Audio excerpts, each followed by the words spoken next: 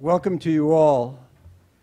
Mr. President, Excellencies, distinguished guests, ladies and gentlemen, the Belfer Center's program on interstate conflict in the Kennedy School has been engaged in the study of Cyprus for 6 years and has worked closely throughout that period with leaders of the Republic of Cyprus and with American, European, and UN officials.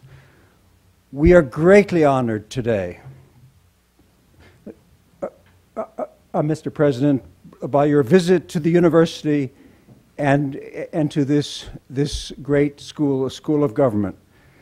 Let me add my warm welcome to those many strong welcomes that you have received elsewhere in the university. But you will be welcomed formally to the Kennedy School and introduced by David Elwood, the dean designate of the Kennedy School, former academic dean of the Kennedy School, and the Scott M. Black professor of political economy. Dean Elwood, an eminent labor economist and an authority on poverty in the U.S., was a valiant Assistant Secretary of State, Assistant Secretary for Planning and Evaluation in the U.S. Department of Health and Human Services, and he was co-chair of President Clinton's welfare reform efforts. It is my distinct privilege to turn this podium over to our wise and distinguished dean. David.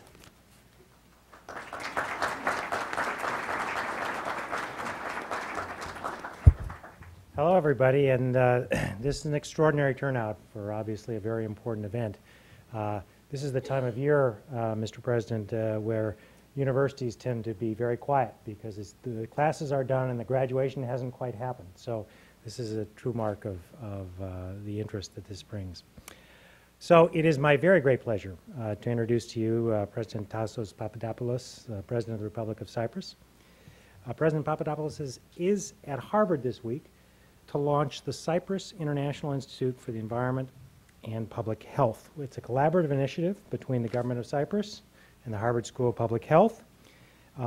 It's really it's a brand new kind of initiative, first of its kind, I think, at the university. And so we're very glad that he could come here to the Kennedy School to discuss recent political developments in Cyprus while he's involved in this other very important work. The President's visit to the Kennedy School has been generously supported by the Department of Environmental Health at the School of Public Health, and I certainly want to acknowledge Dean Barry Bloom, who's sitting right here, and other distinguished faculty from that school who have joined us here.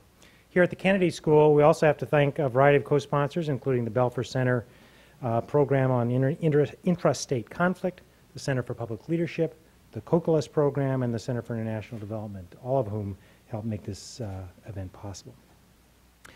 When the early history, or the history of this Republic of Cyprus is written, President Papadopoulos' role will certainly loom large.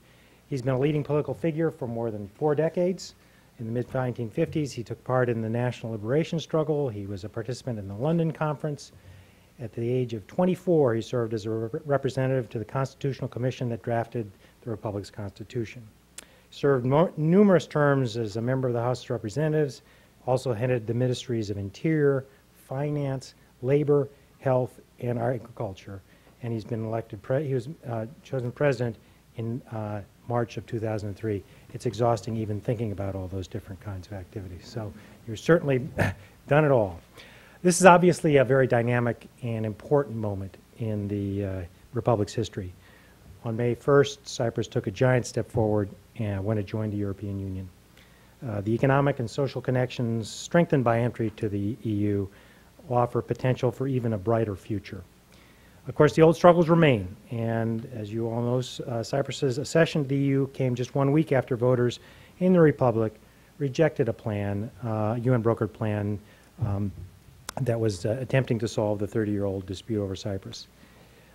President Papadopoulos has explained that voters had rejected some of the particulars of the plan, not reunification. He has stressed our sole objective is to reunite our country. This is clearly a time of great opportunities and great challenges for the Republic as it steps into the limelight of the European Union. So we are very fortunate to have President Papadopoulos here to share his vision for the future of the country at this extraordinary time. Please join me in welcoming President Tassos Papadopoulos.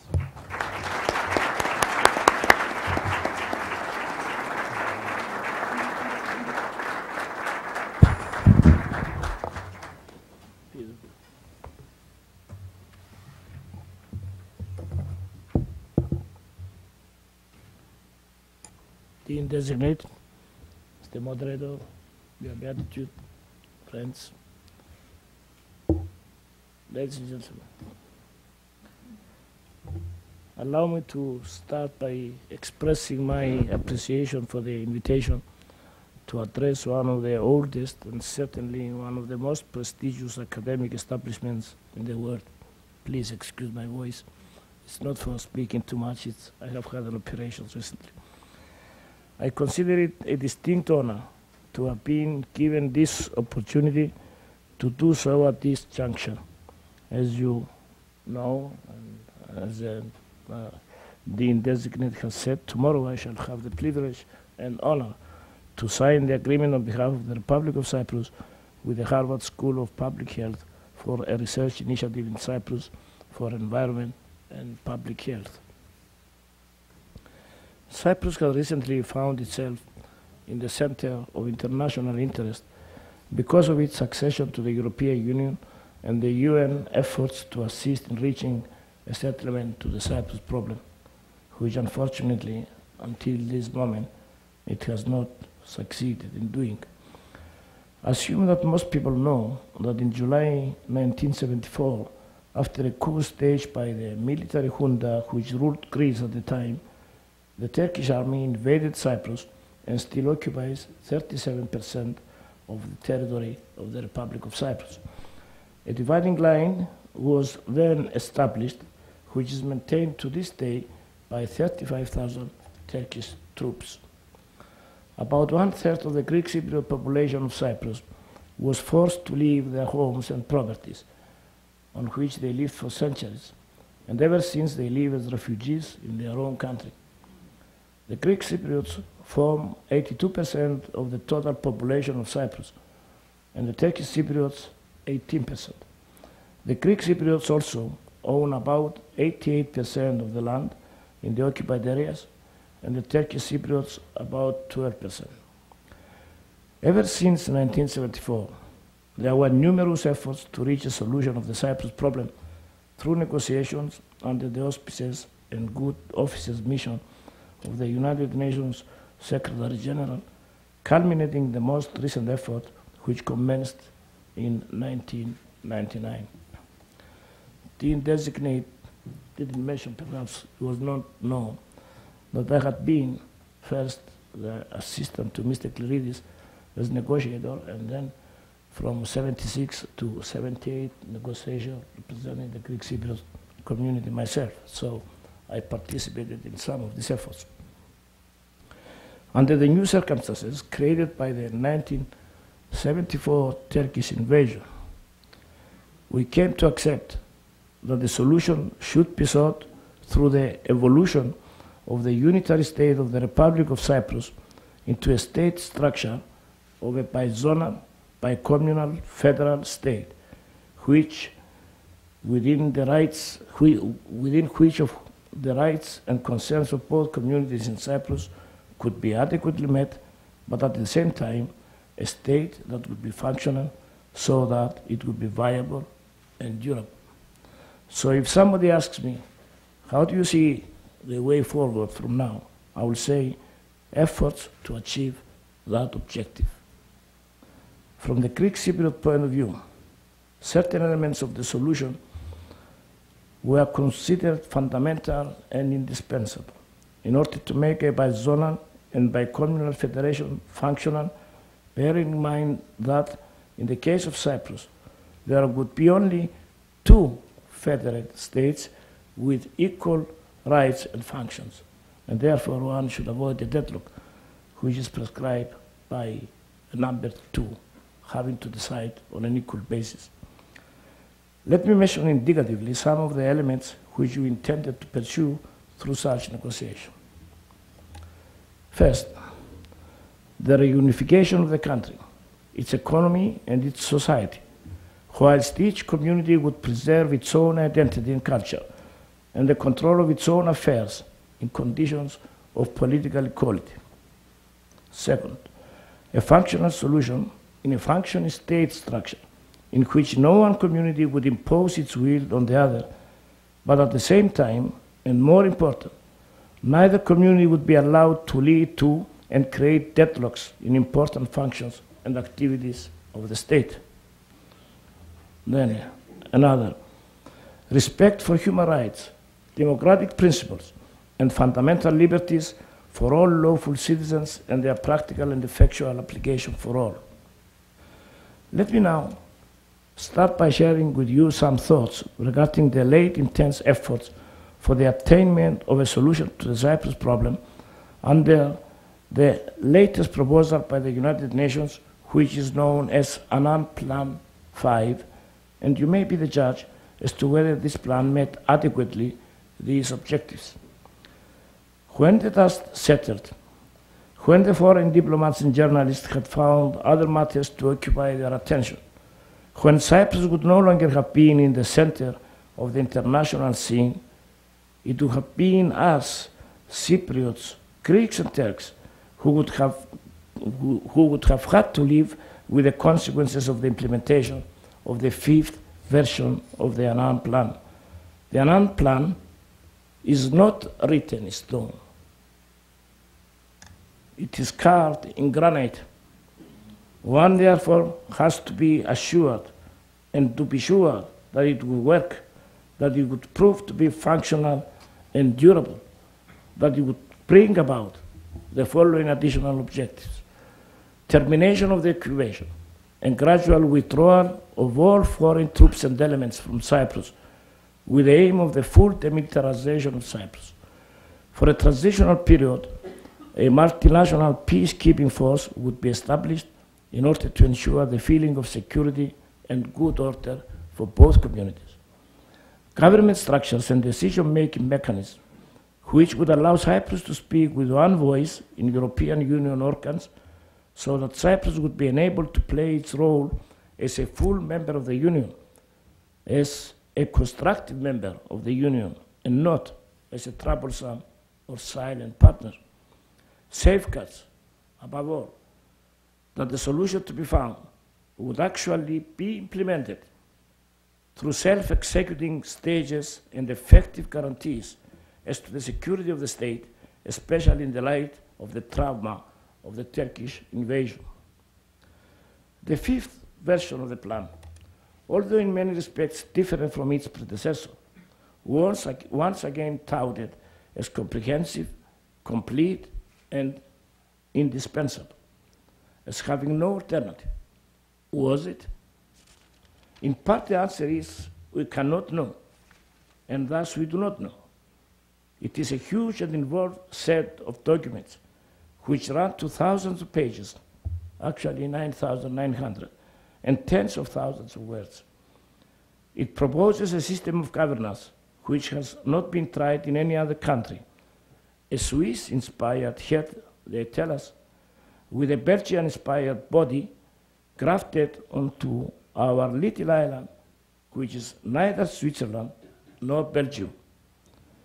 In its fifth version, due to lack of sufficient time prior to the referenda, it has not been examined carefully by objective professionals whose métier is political science and law. It may have worked, but what if it didn't? What if it was not even implemented after it was signed? Some of my most profound worries about the plan did not concern those areas where we felt that the compromises offered or imposed were simply not fair to us.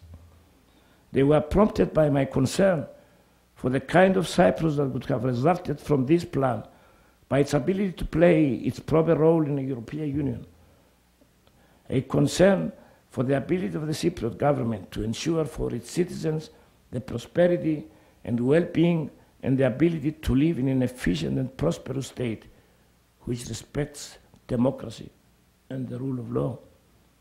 Here are just some of my concerns.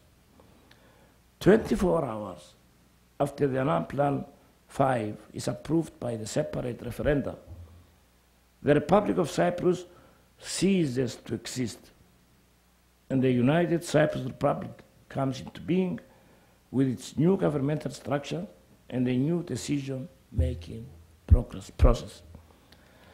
The Turkish Cypriot community and the Turkish Cypriots would have received all the benefits provided under Annan 5 up front on the same day, whilst the Greek Cypriots would have had to wait in order to get the benefits promised to them under the plan, such as return of some of their land, actually 8%, properties of compensation in lieu, or rights to return to their homes and properties in the depth of time in the future, stretching up to 3.5 years for the land to be returned to them, and stretching 18 to 21 years for their right to return.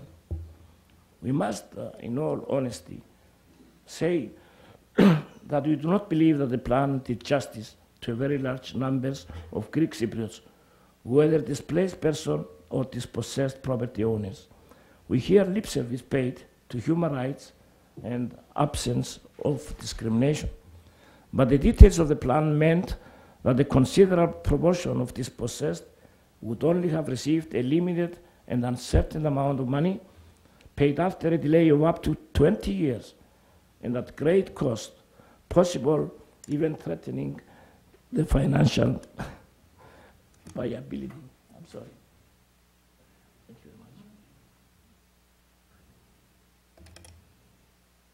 very much. I apologize.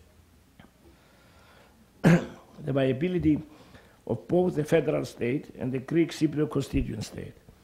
Similarly, very few of the persons displaced, or speaking not technically, the refugees, would have been able to return to reside in the Turkish Cypriot constituent state.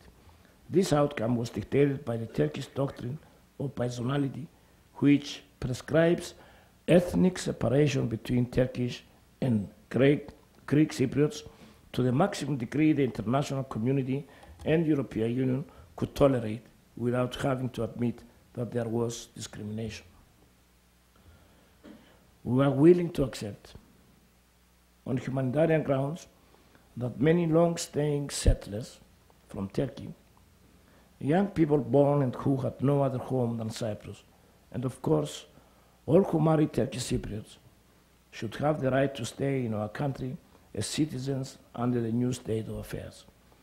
But we are not willing to accept that each year and every settler, indeed all, who amount to 119,000, should be entitled to remain here until ultimately they acquire citizenship.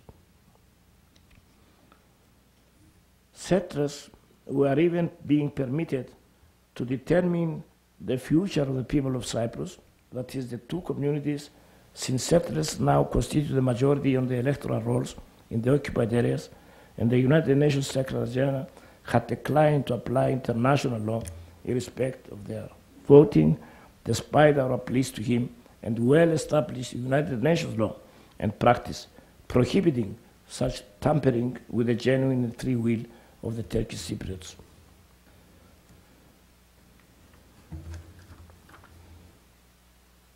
These and other concerns were raised by me during the negotiations which took place in Cyprus from the 19th February until the 27th of March 2004, both orally and in extensive written proposals. They went unheeded. In Birkenstock in Switzerland, no real negotiations took place. There was not even one face-to-face meeting between the two sides. It seems that everybody was and is so keen to get Turkey and Turkish Cypriots on board after 30 years of consistent intransigence and flat denial by Turkey to participate in serious negotiations, that the mere acceptance at long last by the Turkish side to engage in negotiations was deemed to be such a great improvement on past attitudes that it had to be rewarded by satisfying the old demands made by the Turkish side. It was no surprise, therefore, to all serious and objective observers of the Cyprus Sea that the resounding 76% of the Greek Cypriot electorate rejected the Annan Plan 5. Perhaps it is very telling that about 70% of the refugees that had hopes of returning to their homes and properties or getting compensation in lieu voted against the plan. They cannot all be naive, they cannot all be misguided or deceived. The people of Cyprus are a highly literate society, very politicized, and have a proud tradition of democratic process and freedom of expression. From ancient times, in every democratic society, the supreme source of power is the people, and the supreme expression of the will of the people in a democratic society is the people's decision in a referendum. The decision of the people must be respected by all, and I personally certainly am obliged and bound by political morality and constitutional provisions to respect it. Nobody has the right to criticize the people or be vindictive or punish a whole people in the exercise of its supreme right in a democratic way, rejected the plan designed by others and determining its future and that of generations to come. We respect the view and assessment of outsiders to consider Annan Plan 5 as, I quote, unique opportunity missed, unquote, or as, again I quote, a uniquely balanced and fair plan. All we demand, all we ask is the equal right for ourselves to judge otherwise. After all, the issue concerns mainly us and the generations to follow us, not the outsiders. We understand that the international community was very disappointed by the decision of the Greek Cypriots, but we expect the international community to understand that our disappointment with the provisions of the Annan Plan 5 is greater, because after all, it is our country which is under occupation, and we are the ones who suffer most the results of the Turkish military occupation. The way forward.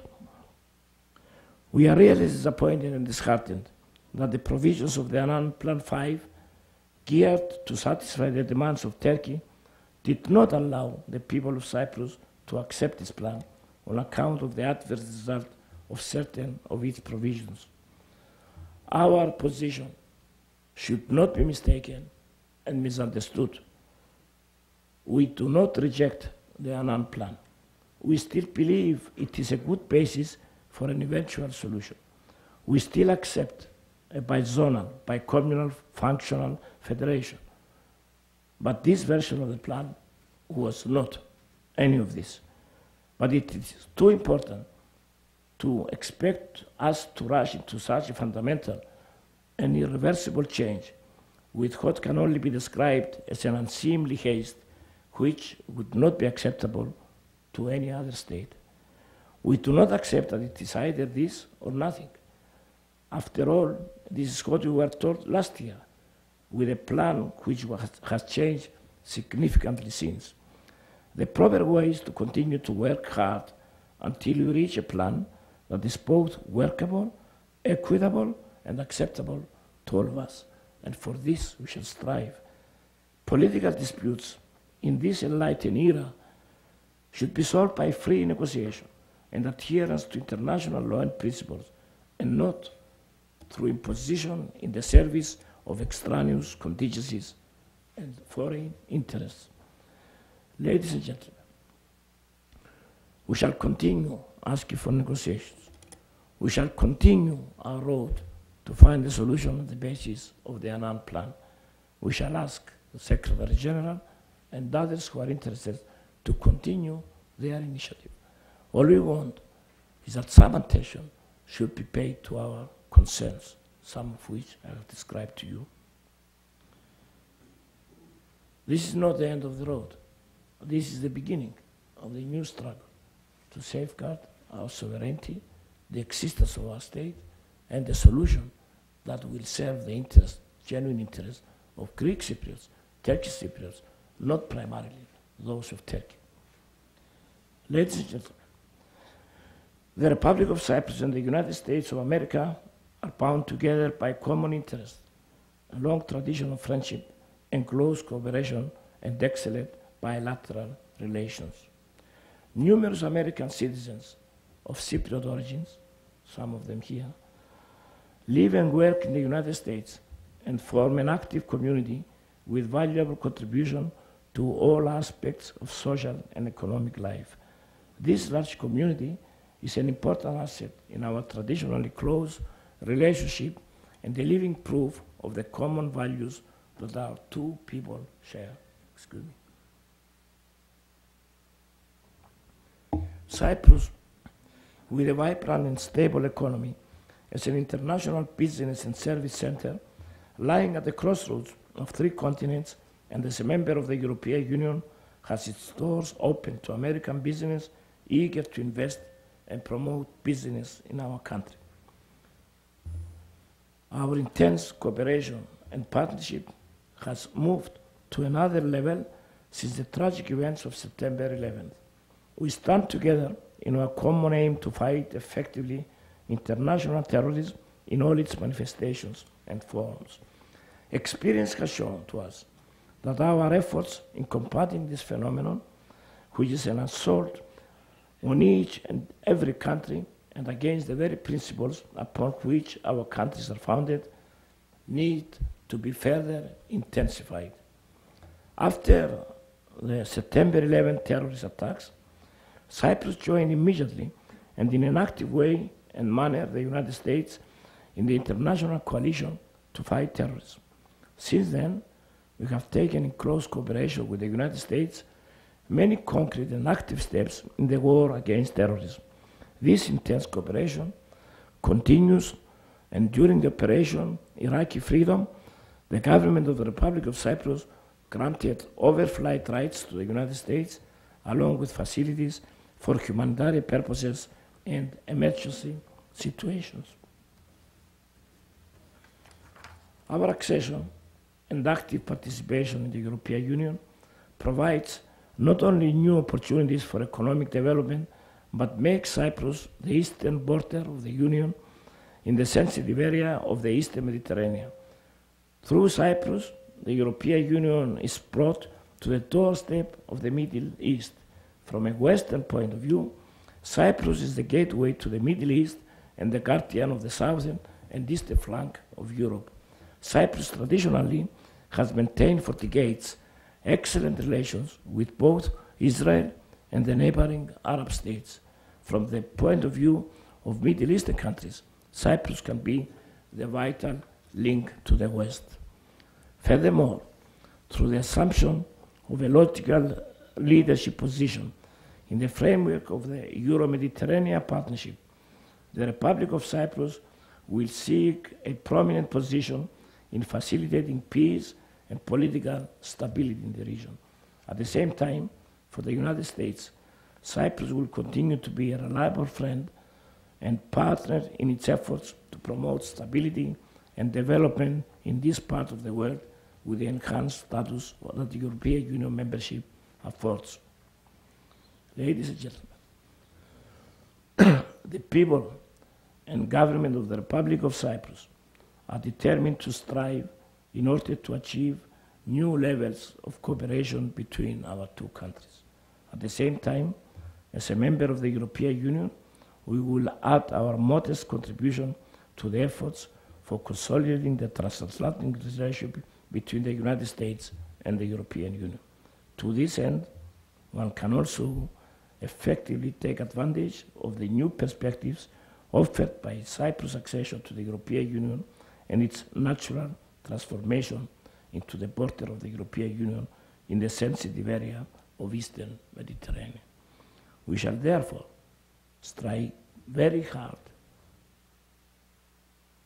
to win a continuation of the intercommunal talks on the basis of the Annan Plan, trying to find a bizonal, federal, bicommunal, functional solution to the Cyprus problem, whilst playing a full role in the European Union, as I said, as a constructive member and not as a troublesome partner. In these lofty objectives, we hope to have the support and the understanding of all well-meaning democratic peoples of the world. Thank you.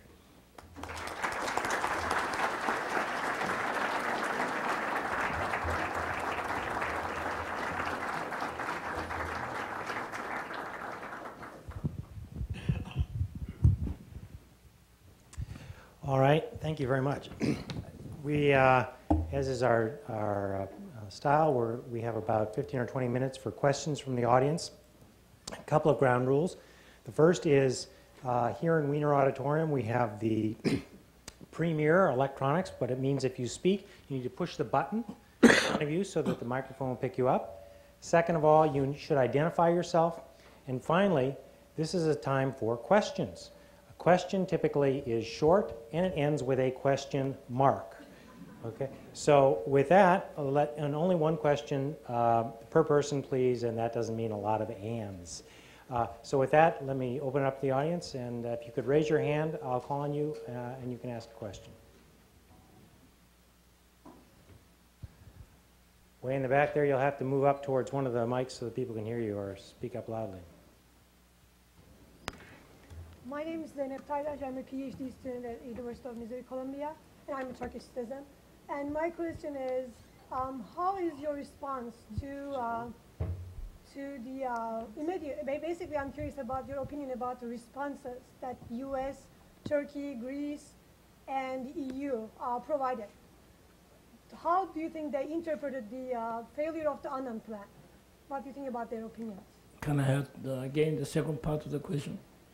Basically, I'm asking about your interpretation of the responses of the European Union, Turkey, Greece, and the United States to the failure of the Annan Plan. Well, everybody of the countries and organizations you have mentioned obviously have their own interests in mind. I full well appreciate that people are tired of having the Cyprus problem re-emerging every so many years, in which so many efforts, so many resources have been devoted. It is only natural that when an opening seems to be likely, especially after 30 years of complete intransigence by Turkey, its absolute refusal to engage into any serious negotiations, first, they appreciate doubly the willingness, they consider that's a big step of progress, and on the other hand, they cling up to the hope that maybe this is a solution. I think it's not very easy for an outsider to read and understand about 9,900 pages of a very complicated and sophisticated legal text. We, however, who have to live there, and as I said, we know what our objectives are, and we know that what's more important is to find an agreed solution between Turkish Cypriots and Greek Cypriots for our own interest, rather than serve the interest of the outsiders, mainly of Turkey, or the European, or the United States, or other countries who have other interests in mind. Let me say in concluding that in Birkenstock, Mr. Zigal, the Undersecretary for Foreign Affairs of Turkey, submitted a 2-page document with 11 demands, 7 of which are demands serving Turkish interests, and 4 Turkish Cypriots. He got 10 and a half of those 11. No question? Far back there.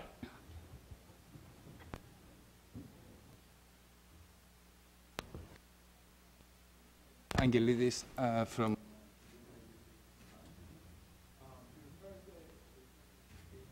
Could you speak up? It's hard to hear you.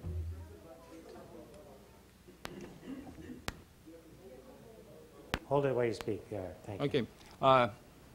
You referred in your speech to disappointment felt by the international community. My question is, was this disappointment predictable? And how does it affect the international position of the country? And then what are your plans? What are your plans to change it and to change the disappointment and also the lack of credibility which seems to exist in the international community to your face? Let me add to this that in your trip to the United States, no American official agreed. I didn't hear the last part. Would you repeat that? Yeah. The last part, this last part. In this trip, no American official agreed to meet with you, despite the efforts of the Greek and the Greek Cypriot lobby, according to the press. I know you said that the conditions are not much sure, but since these conditions seem to be a direct result, maybe not only of the referendum, but also of your policy towards the referendum, I was wondering if this is a euphemism to say that indeed, under the present conditions, you are isolated. And so, do you feel you are isolated in the United States, and what are your plans to change this attitude? Well, thank you very much. It seems to me to be a rendering of some articles written by one newspaper in Cyprus of the opposition. Now, as to isolation, well, I don't know. I have until now received in Cyprus official visits, 3 heads of state of the European Union member states. I have been to Dublin, where I met with another 15 heads of state, particularly with Prime Minister Ahern of Ireland. And I am coming here from Mexico, where I was in a conference of 58 countries, 25 of which those of Europe. And unless all these gentlemen are extremely polite, hypocritically, they present me with most welcoming words and thoughts, I don't feel I'm isolated. The United States, I haven't asked to meet anybody. I don't know if you nice people took it upon yourself on my behalf to make requests. I did not ask to see anybody official because I don't believe the time is right. I don't believe the feelings of the climate is such that such a meeting would be anything more than just a mere formality and non-productive in the way that I expect meetings with American high officials to be. However, I meet very frequently the ambassador of the United States in Cyprus, and we discuss the various issues. So I'm not so sure that I would agree with you that all this is isolation. Now, the disappointment of the Europeans, I think I have answered to the lady who asked the previous question, is understandable. I don't know many other instances where the United Nations have devoted so much time, efforts, resources, worked so intensely to find a solution. It is disappointment, but I repeat, nobody can be or is more disappointed than ourselves that we did not find a solution. Our disappointment is because we are there, people under occupation and oppression, and therefore we are the ones who eagerly want this to be rectified as soon as possible. There are others are disappointed probably because their own plans have not been served as planned. But for us, it's a question of survival as a state. I'd like to take the prerogative to ask a question myself, which is, now that you've entered the European Union, I'm wondering how your participation in the Union affects you both economically, but also how it's changed the climate for these kinds of talks in the future. Well, that's a question I'm very, very, very often asked, especially by those people who are very eager to see Turkey developing closer relations with the European Union. because as you probably know, you know the saying that everybody is equal, but the truth is some are more equal than equal. And Cyprus is too small. If and when the other 24 equal members of the European Union would decide that Turkey meets all the requirements to join the European Union or to get a date of accession negotiations, Cyprus will not object. Cyprus would welcome Turkey in the European Union, provided that Turkey would comply with the requirements of the European Union and would behave as a European state respecting the acquis communautaire, which certainly prohibits any member state to have troops, occupation troops, on the soil of another European country. I hope that the developments after the rejection of the referendum by Greek Cypriots will not spurn other countries, and mostly Turkish Cypriot leadership, to try and solidify the partition by measures and steps which will prevent the reunification of the country so as to force us to a position of self-defense. Financially, European Union provides all its members with an open market of 450 million people of rather high standard of living, therefore consumers, you might say, especially of goods which Cyprus produces. However, our aim in applying to the European Union was not mainly, or not basically financial.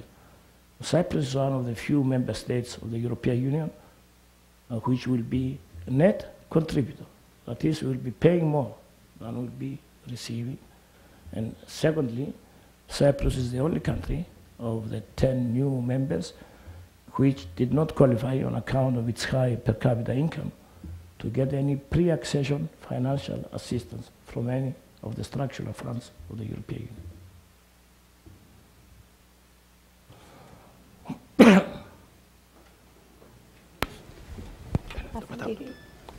Hold the button while you ask the question. Identify yourself. Which one?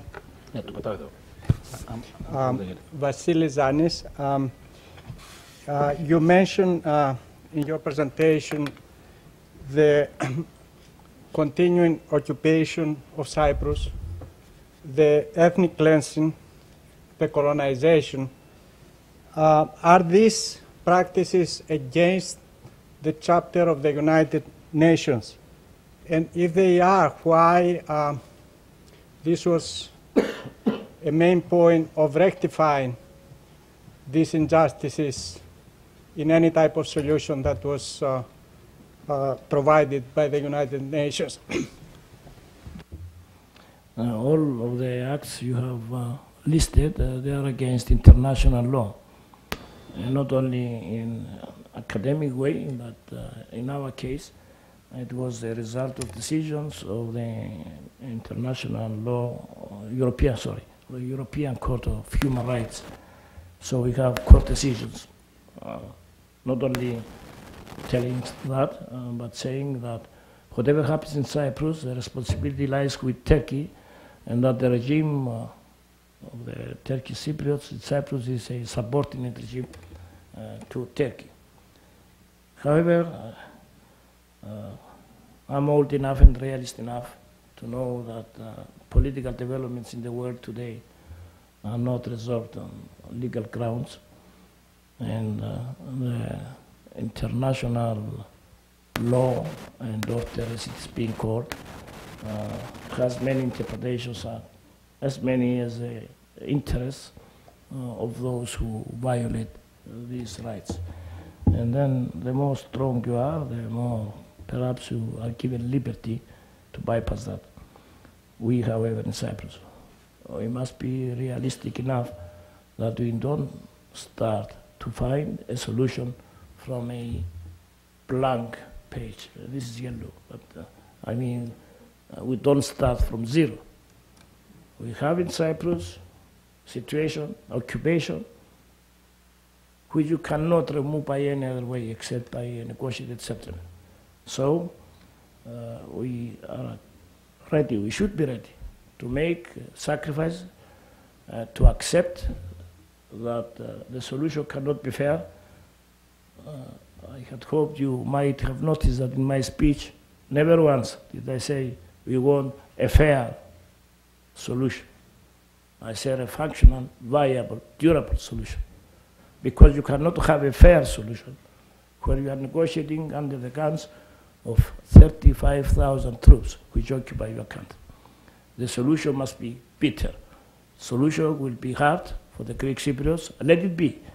If we cannot have a fair solution, at least let's have a solution that will be durable, will be viable, because the system provided will be functional. And this one, offered to us, was neither functional nor did it achieve the reunification of our country. Okay, one last question here. Push the button as you speak. Joe Brain at the Harvard School of Public Health. Do you see a role for ping-pong diplomacy? In other words, what's the role of making the border more permeable and having cultural, scientific exchanges, family reunions? Will that play a part in bringing about a solution? Great part, yes. And let me say that before the latest initiative of the Secretary General surfaced in 1999, that's what happened. It was what we called proximity talks. And at least some political parties, certainly the strongest political party in Cyprus, for years and years said that the way to a reconciliation solution is closer relations between the two communities. And indeed, these have developed greatly in the recent years, and certainly we are going to encourage them. Let me conclude this by saying this, concrete facts, not words. 2 days after the referendum, we participated in the council, the meetings of ministers are being called council, or General Affairs Council in the European Union. And our Minister of Foreign Affairs announced there 3 important steps. First, that 259 million euros, which would have been given to the Turkish Cypriots had there been a solution over a period of 5 years. We said, we ask, as a member now, full member of the European Union, that they should be paid directly, as from now, to the Turkish Cypriots. Secondly, we proposed a liberalization of trade between the two communities. As I said in my speech, there is now a dividing line, provided that the conditions and the restrictions imposed by the European Union are observed. Obviously, the European Union does not allow you to export meat, for example, unless it has previously been inspected and certified to be valid. Obviously, the European Union would not accept textiles or other products from Turkey being imported into the occupied area and then channeled into Europe, when, as you probably know, the issue of the quota of textiles from Turkey into Europe is a bone of contention for decades now between the European Union and Turkey. And third, that there should be absolute freedom of movement between persons, capital, enterprises, businesses. Well, we are still discussing this point, both with the Turkish Cypriots and with the European Union. And the decision of the European Union is that they themselves will make regulations to bring into effective application these measures. Where we disagree is that these measures should aim at reunification of the country, not solidifying the distinction. For example, there cannot be direct trade because that would perpetuate the division. Cannot be direct flights or use of harbors because that would be violating, on the other hand, the international law. And secondly, it would be contrary to the aim of the European Union to take measures to reunify the state, not to create 2 separate states in Cyprus. Cannot be 2 separate states in Cyprus. We will not accept it ever. But we don't believe Europe would accept it either. Would, for example, Cyprus have 2 commissioners, and Germany 1, France 1, reach the boundary of ridicule? All right, in a moment, I'm going to give you a chance to make any last statement if you'd like. When we're done here, however, I'd like to ask that everyone sit in their seats while the President's escorted outside. There's a reception right outside. We invite you to join us. Last word, as is our tradition, to the Speaker. First of all, I'm very thankful to you for listening to me, even with my husky voice.